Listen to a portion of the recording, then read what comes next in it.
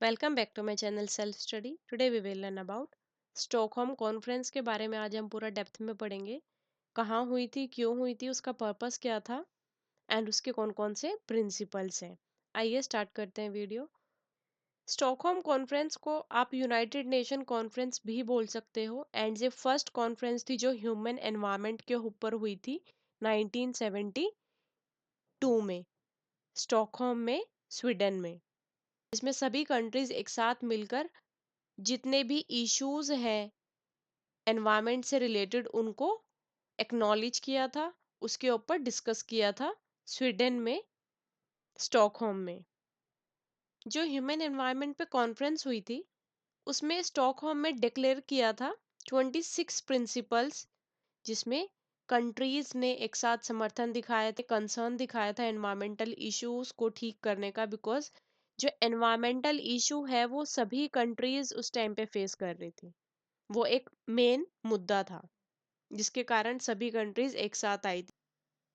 Who attended the United nation conference?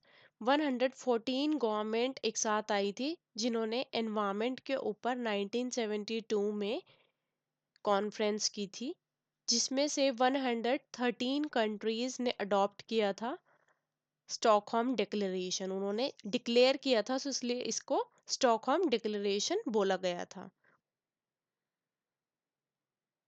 अभी तक हमने क्या देखा? स्टॉकहोम कॉन्फ्रेंस फर्स्ट कॉन्फ्रेंस थी जो ह्यूमन एनवायरनमेंट पे हुई थी। कहाँ हुई थी? ये आप डेट बहुत इंपॉर्टेंट है पेपर के पॉइंट ऑफ व्यू से, आप इसको ये लर्न कर लीजिएगा। 1972 5 टू 16 जून स्टॉकहोम स्वीडन में हुई थी and this was the first international conference जो ह्यूमन एनवायरनमेंट के ऊपर हुई थी।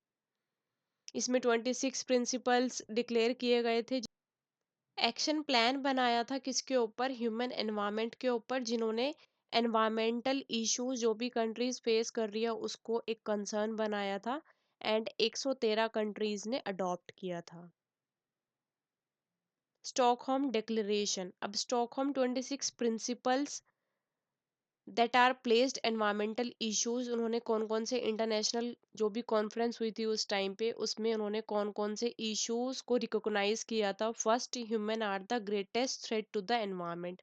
मतलब एक ऑब्वियसली बात है, आज भी अगर हम देखें तो ह्यूमंस ही हैं जो एनवायरनमेंट को सबसे ज्यादा खतरा पहुंचाते हैं। उस टाइम पे भी ह्यूमंस ही सबसे ज्यादा एनवायरनमेंट को खतरा पहुंचा रहे थे।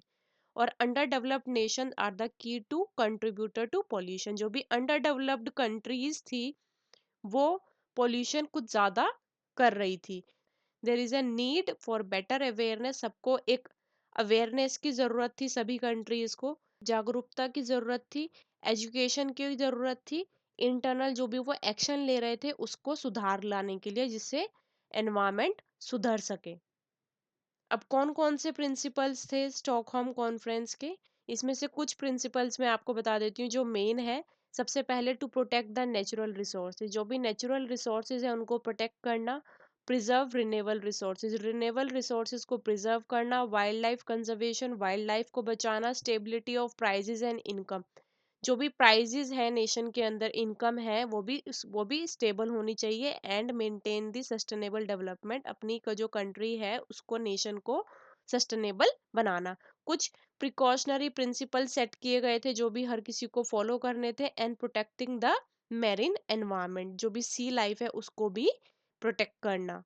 एनवायरमेंटल एजुकेशन बहुत ज़रूरी थी सबके लिए एंड पोल्यूशन कोई भी ज़्यादा ना फैलाए अपने कंट्री के अंदर। ये हर एक कंट्री की खुद की रिस्पॉन्सिबिलिटी प्रोवाइड करवाई गई थी। पर्पस क्या था स्टॉकहोम कॉन्फ्रेंस का? अभी मैंने आपको बताया, ह्यूमन एनवायरनमेंट के ऊपर डिस्कस करना। उन्होंने एक एक्शन प्लान बनाया था सभी कंट्रीज के लिए ह्यूमन एनवायरनमेंट के ऊपर, जिसमें कुछ इंक्लूड था policies, measure for environmental management, research and monitoring. Policies बनाई गई थी जिसमें उनको मेजर करना था एनवायरमेंटल मैनेजमेंट को एंड रिसर्च करनी थी और उसको मॉनिटर करना था। 26 प्रिंसिपल एस्टेब्लिश किए गए थे एंड अडॉप्ट किया था स्टॉकहोम डिक्लेरेशन में। किसके ऊपर? एनवायरनमेंट के ऊपर। एंड रेज की थी अवेयरनेस जो भी एनवायरमेंटल इश्यूज वो फेस कर रहे थे उस टाइम पे। एनकरेज किया था कॉरपोरेशन, सभी कंट्रीज एक दूसरे के साथ आ गई थी क्योंकि वो सबका मुद्दा था एनवायरनमेंट को बचाना। डेवलपिंग कंट्रीज ने प्रिवेंट किया था एनवायरमेंटल प्रॉब्लम्स को एंड एड्रेस किया था न्यूक्लियर इश्यूज को। जो भी न्यूक्लियर टेस्टिंग उस टाइम पे कर रहे थे उसको भी अबॉलिश किया गया था ताकि पॉल्यूशन कम हो एनवायरमेंट में एंड वो एनवायरमेंट को बचा सकें।